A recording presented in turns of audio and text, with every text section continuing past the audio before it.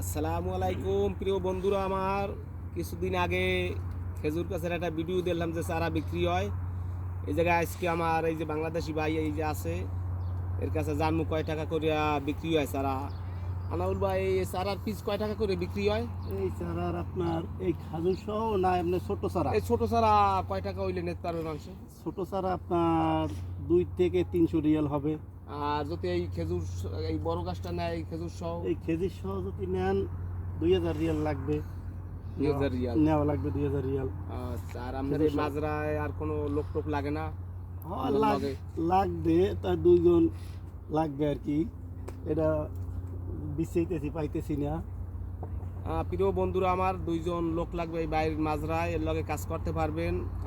যদি কেউ আন তাইলে আমার এই ফেসবুকে নাম্বার আছে, যোগাযোগ করতে পারেন।